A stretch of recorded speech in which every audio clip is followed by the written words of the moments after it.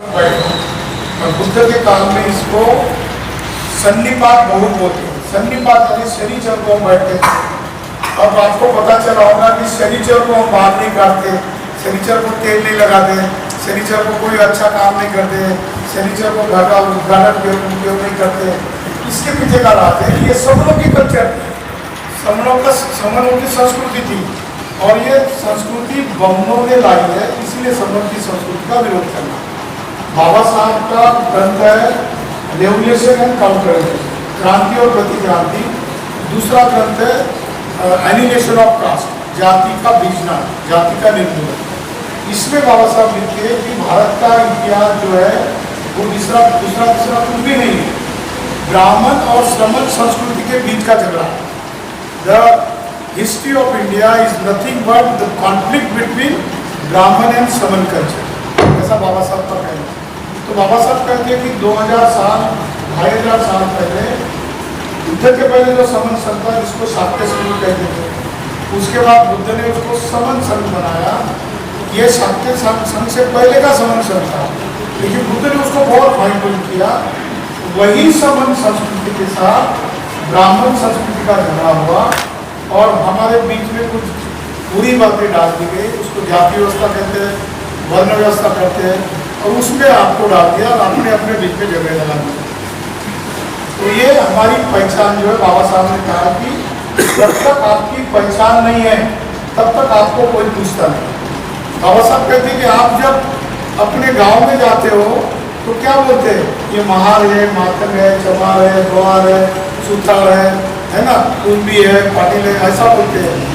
आप दूसरे गांव में जाते हो तो कहते हैं यवतमाल से आए, फिर आप मुंबई में जाते हो तो कहते हैं विदर्भ से आए, फिर आप दिल्ली में जाते हो तो कैसे कहते हैं महाराष्ट्र से आए, फिर आप अमेरिका में इंग्लैंड में जाते हो तो कहते हैं कि इंडिया से आए, भारत से आए। इसका मतलब अपनी पहचान बदलती जा रही है, बदलती जा रही है। गांव में जाति है अपनी पहचान, गांव के बाहर जाओगे तो जिले की पहचान होगी, फिर जिले के बाद जाओगे तो विदर्भ की पहचान होगी, फिर दूसरे राज्य में जाओगे तो राज्य की पहचान होगी, और अंतर्राष्ट्रीय स्तर पर जाओगे तो तुम्हारी पहचान भारतीय होगी। तो बाबा साहब ने संविधान में तो लिखा, I am Indian first, Indian last, मैं पहले भी भारतीय हो और अंत में भी भारतीय हो। लेकिन ब्राह्मण को तुम जब भी पूछोगे तो वो यही भी ब्राह्मण बोलता है, दिल्ली में भी ब्राह्मण बोलता है, और अमेरिका में भी गया वो भी अपनी पहचान क्या देता है, ब्राह्मण देता है। इसका मतलब वो 3% संख्या में भली है, लेकिन उसकी अपनी सांस्कृतिक पहचान है। हमारी पहचान क्या है, 6743 जाति है ना। आप जब शादी करते हो तो क्या बोलते हैं, ये बुद्धिस्ट है तो बुद्धिस्ट वाले से शादी करेंगे, ओबीसी है तो ओबीसी वाले से, जाति जाति में करेंगे। तो बाबा साहब ने कहा कि हमारे बीच में हमको इकट्ठा करने का सबसे बड़ा रोड़ा, सबसे बड़ा हर्डल, सबसे बड़ी अड़चन क्या है, तो हम अलग अलग पहचान में बटे हैं। अब इतिहास में क्या है, हम इतिहास में क्या था, या हम इतिहास में हम कौन थे। तो बाबा साहब ने कहा कि इतिहास में हम समन थे। समन क्या है, हमको श्रमण बोला गया। श्रमण शब्द संस्कृत का है, पाली और धम्मलिपि का शब्द है समन, और समन और ब्राह्मण के बीच का झगड़ा है। अब बाबा साहब बोलते कि जितने भी SC ST OBC और जो कन्वर्टेड माइनॉरिटीज है वो सारे समन है, लेकिन हम एक दूसरे को समन के तौर पे पहचानते नहीं है। इसीलिए हमारी जब तक पहचान नहीं रहती, बाबा साहब ने कहा गुलामों की कोई पहचान नहीं होती। गुलाम दूसरों की संस्कृति अपने सर पे उठा लेता है और वो जैसा आदेश है वैसा काम करते हैं। आज ऐसा ही चल रहा है ना, आपको आदेश आता है कि ये जो पत्थर दिख रहा है ना बाहर, उसको सिंदूर लगा दो और ये तुम्हारा भगवान है और उसकी हर दिन पूजा करो। हम पूजा करते हैं, लेकिन कुत्ते को समझता है कि वो पत्थर है, वो अपना नेचुरल विधि कर देता है। इसका मतलब है कि हमारी पहचान ही नहीं है, किसी ने ऑर्डर दी और हमने काम किया। तो बाबा साहब ने कहा कि ये इसीलिए हो रहा है क्योंकि आप इकट्ठा नहीं हो, एक जगह पे जमा नहीं हो, इसीलिए आपकी पहचान ही नहीं है। तो इसको जाति व्यवस्था को और आपकी वर्ण व्यवस्था को बिठाना कैसा है। तो इतिहास में आप कौन थे, तो समन थे। अब समन यानी कौन, समन का अर्थ पाली में कहा गया है जो समता में विश्वास करता है ऐसा व्यक्ति, जो इक्वालिटी में बिलीव करता है ऐसा व्यक्ति, और उसको आर्टिकल 14 में बाबा साहब ने बोला इक्वालिटी बिफोर लॉ, कानून के सामने आप सब समान हो। आपकी पॉलिटिकल पहचान है कि आप इंडियन फर्स्ट इंडियन का पहले भी भारतीय हो और अंततः भी भारतीय हो, लेकिन सांस्कृतिक पहचान आपकी क्या है कि आप समन हो। तो समन कौन थे? तो बाबा साहब ने कहा कि सम्राट अशोक का जो कानून है वो कैसा बना है। सम्राट अशोक का 6 नंबर का यह शिलालेख है, उसमें कहा है ऐसा ही विद्यायाम धम्म पालना धम्म विधाने सुखियाना बोलती। इसका अर्थ ऐसा धम्मलिपि में है, इसका अर्थ है ऐसा ही यानी ऐसा है, विधि यानी कानून, याम यानी मेरे राज्य का क्या कानून है? धम्म पालना धम्म विधान। तथागत बुद्ध ने जो धम्म सिखाया वही मैंने कानून बनाया और उसी को मैं अपना राज्य का कानून बनाया हूँ। और इससे क्या होगा? तो सुखियाना गोतिथि, गोतिथि यानी गणगोत, प्रजा को गणगोत मानता था। इससे क्या होगा? तो सारे मेरे राज्य के लोग एक दूसरे के साथ अच्छे रहकर सुखी हो जाएंगे। यही फार्मूला वज्जी लोगों ने अपनाया था, इसीलिए वज्जी लोगों का संघ था। और आपको पता है कि आनंद को बुद्ध ने कहा कि आनंद उस वत्सकार को बताओ कि जब तक वज्जी लोग अपने संघ में रहेंगे, 7 नियमों का पालन करेंगे, तब तक वज्जियों को कोई हरा नहीं सकता। ये है ना बुद्धानी धम्म में। तो ये वाला समन संघ है, हमारी पहचान हो गई। हम जाति जातियों में और वर्ण व्यवस्था में बढ़ गए और हम टुकड़ों टुकड़ों में बटे गए। अब कॉन्स्टिट्यूशन में क्या किया बाबा साहब? बाबा साहब ने 2 बातें की कॉन्स्टिट्यूशन में। एक, बाबा साहब कहते हैं कि मेन मैसेज क्या है?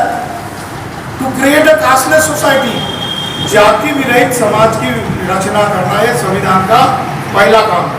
और दूसरा, टू इस्टेब्लिश एनलाइटेंड इंडिया, प्रबुद्ध भारत का निर्माण करना। अभी लोगों को बताएंगे कि भाई आप प्रबुद्ध बुद्ध बन जाओ तो आएंगे क्या लोग? नहीं। लेकिन समन कैसे होगा? तो लोग बोलेंगे कि आप समन हो, मैं समन मानता ही नहीं। तो उसको बोलना तू ब्राह्मण है क्या?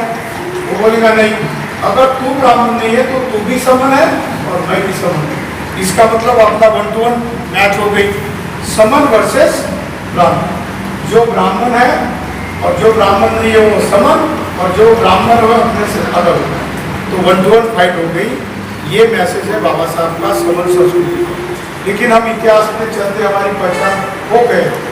आज पता चला कि 2500 साल बाद जब बुद्ध हुए थे, उनका 2300 साल पहले का जो सम्राट अशोक का शासन था वो समनों का शासन था। और सम्राट अशोक ने तलवार नीचे डाल दी और शांति मैत्री के ऊपर उन्होंने भेरी घोष छोड़ दिया। भेरी घोष यानी युद्ध करना, युद्ध खत्म कर दिया और धम्म घोष शुरू किया। उस धम्म घोष की पहचान थी कि हम सब लोग समान हैं। अब हमको क्या करना है? कुछ भी नहीं करना, इकट्ठा होना है। और ये 29 लाख संगठन हमने बनाए SC ST OBC के, ये लोग इकट्ठा नहीं आते। तो हम यही बोलते हैं कि इकट्ठा आ जाओ, आपके संगठन का काम करते हो बिल्कुल करो, कोई बात नहीं।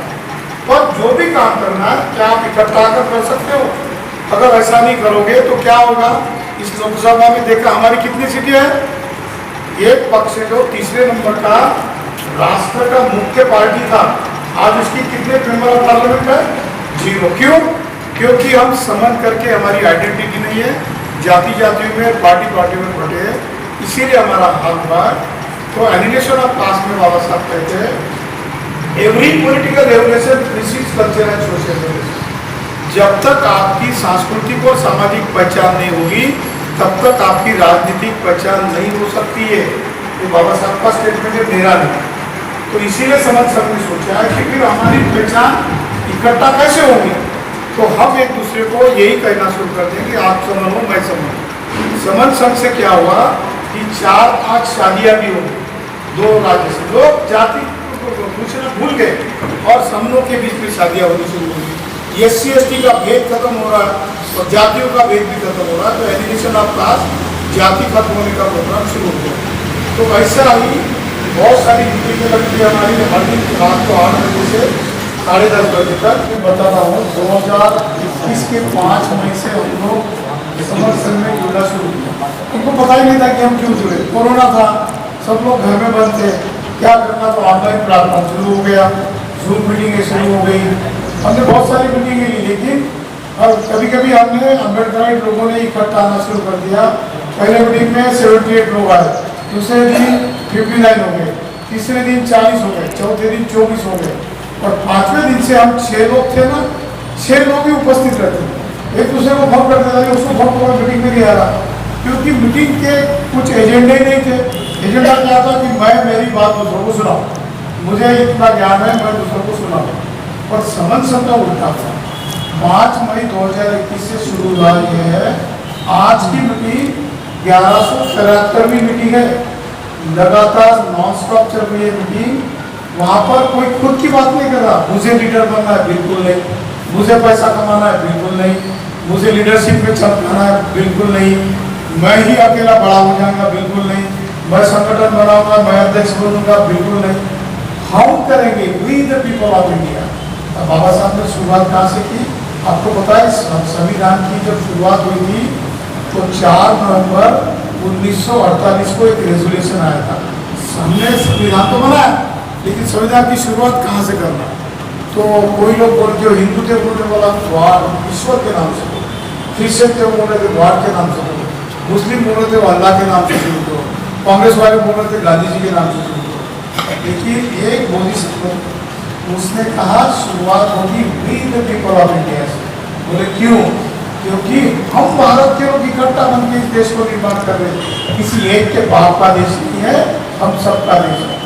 और उसने 1.5 घंटा तक पूरे संविधान सभा को भाषण दिया, किसी की हिम्मत नहीं हुई कि उसने बोला उसको काट दिया। और फिर मतदान हुआ, 62 लोगों ने वी द पीपल के बाजू में वोटिंग किया, 42 लोगों ने ईश्वर के नाम के ऊपर वोट किया, 26 लोगों ने अल्लाह के नाम के ऊपर वोट किया। 62 वोट वाला वी द पीपल जीत गया, सारे भगवान ईश्वर अल्लाह हार गए। इसलिए बाबा साहब ने कहा we the people of India, हम भारत के लोग हैं। और याद रखना, बाबा साहब आगे कहते हैं कि जब तक मैं खुद I am Indian first, I am Indian last. आप किसी घर के होंगे, किसी जाति के होंगे, किसी वर्ग के होंगे तो अलग होगा, we the people of India इस देश का मालिक है।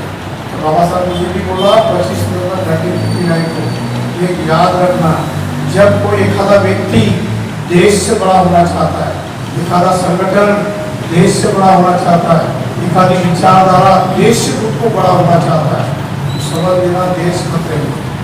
और अगर आप सोए रहोगे ना, इन दिनों देश को खा जाएंगे, आप सोए ही जाओगे। हमने क्या सोचा पता है?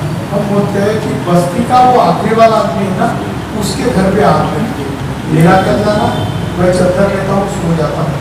लेकिन मुझे पता नहीं कि हवा का रुख उधर उसके घर से मेरे घर की तरफ है, हवा पलटी और उसका घर जलते जलते मेरे घर पे भी आ गया। जब मेरे घर को आग लगी तो मैं चिल्लाने लगा कि बस्ती के लोग मेरा घर बुझाने के लिए नहीं आए। तब दूसरे का घर चल रहा था तो क्या करना? ये वी द पीपल को करना। आज हमारे लगभग सारे अधिकार खो चुके हैं, सर्विसेज प्राइवेटाइज जरूरी, तुमको बताने की जरूरत नहीं है, सारे अधिकार। और हमारा तो हो गया, बाबा साहब ने दिया, सारा कुछ मिल गया, अपने बच्चे पर क्या होगा? इसलिए इकट्ठा आ जाओ, जैसे जैसे इकट्ठा होंगे, जितने आओगे उतने निकलोगे। 2 अप्रैल को भारत में एट्रोसिटी एक्ट रद्द करने की वजह से 15 लाख लोग रास्ते पर आए थे, कोई लीडर नहीं था, लोगों ने एक दिन का संघ बनाया और एक दिन आंदोलन किया, तो सारा एट्रोसिटी एक्ट बिल वापस मिला कि नहीं मिला? 15 लाख लोग आए। हम कहते हैं कि आप एक दिन के लिए क्यों संघ बनाते हो? साधारण संघ बनो। आप अगर समझो यवतमाल में कुछ हुआ, महाराष्ट्र में कुछ हुआ, सर्विस निकल गई, तो समझ के 10 करोड़ लोग अगर इकट्ठा होंगे तो ये कि बैठेंगे लोग और बोलेंगे कि कल हम जाएंगे भारत में 7,400 तहसीलें, हर तहसील में 5-5 हज़ार लोग जाएंगे 11 से 12 तक, 1 घंटे की सिर्फ निवेदन देंगे कि ऐसा ऐसा हो रहा, इसको खत्म करना है। और कुछ नहीं बोलेंगे, नो मोर्चा, कोई आंदोलन नहीं, कुछ गाली नहीं, कुछ नहीं।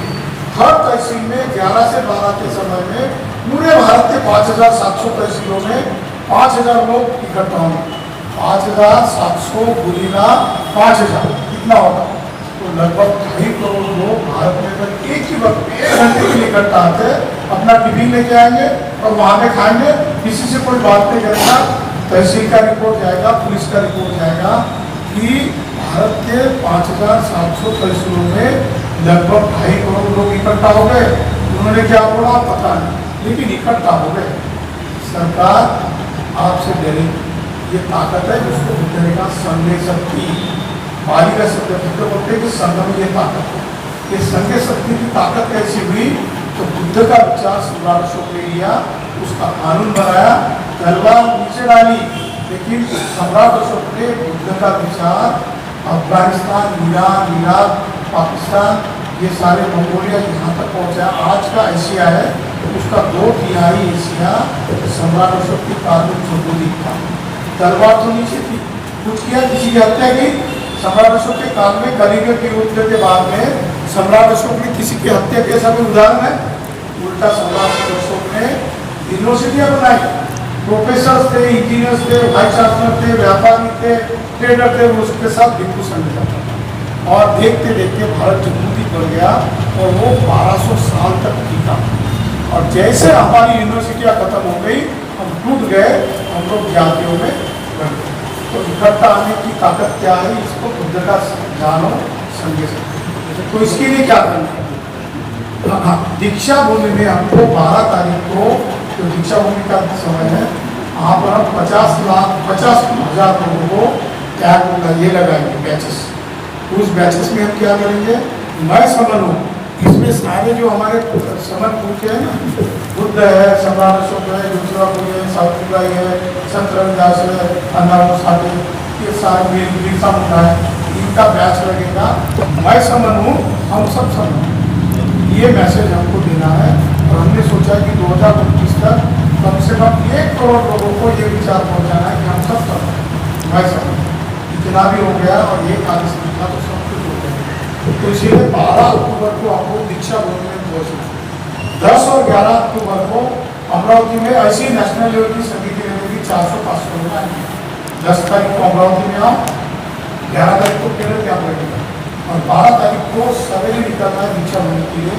हमको 500 लोग चाहिए, सब लोग टैग लगाएंगे, ये बैचेस लगाएंगे। और ये सारे जो समन है ना हमारे, इन सारे समूहों ने ग्राम के खिलाफ, वोमन व्यवस्था के खिलाफ संघर्ष किया कि नहीं किया? इनके जीवन में कितनी तकलीफ है पता है? ये इन लोगों के फोटो रहेंगे बैच में और हम समझ या मैं समझ हूँ, बस ये विचार है, बाकी कुछ नहीं है। कैसे नहीं इकट्ठा करके अपना खुद का खर्चा करो और आप समझोगे। ये काम करने के लिए हमको हर जिले में मिलेंगे। तो 10 या 11 तारीख को अमरावती आना अक्टूबर में, और 12 अक्टूबर को दीक्षा भूमि को ऊपर धर्मचक्र प्रवर्तन के दिन को आपको आना है। अगर आपको लगता है कि अपने बच्चों को सुखी रखना है तो ये काम करना है, ये जिम्मेदारी मेरी है, क्योंकि मैं समझ और हम सब समझ। बस इतने मैसेज देना था। हमको अमरावती जाना है, अभी वहाँ के सारे साथियों का हम परिचय कराएंगे। और अगर आपको कोई सवाल है, कोई भी सवाल हो तो आप पूछो। पोस्टर बैनर लाए हैं, उसके साथ हम ग्रुप फोटो निकालेंगे।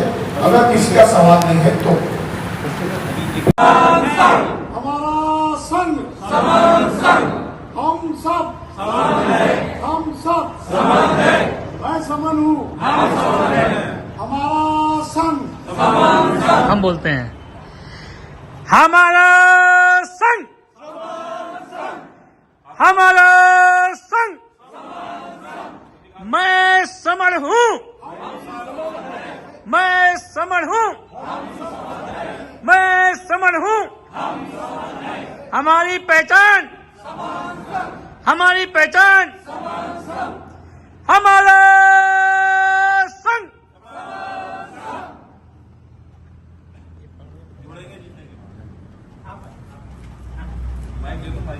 माइक का सपोर्ट है, माइक सर वहां से जुड़ेंगे जीतेंगे, जुड़ेंगे जीतेंगे, जब जब जुड़े थे तब जीते हैं, जहाँ जहाँ जुड़े हैं वहाँ जीते हैं, आगे जुड़ेंगे, आगे जीतेंगे। हमारा संघ समान संघ, हमारा संघ समान संघ।